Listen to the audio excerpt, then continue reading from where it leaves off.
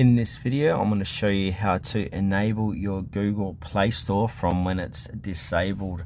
If you find this video helpful, please consider to like this video and subscribe to my channel. In saying that, let's just jump straight into the video. Alright, the quickest way to do this is to open up your settings and then in the search, type in apps. And now click into apps under results. And then we've got a couple of different options. You can manually scroll down and find your Play Store or search for it. I'm going to search for it, so I'm going to type in Play Store.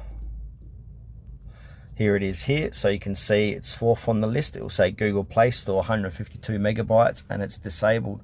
So what I want to do is click into it.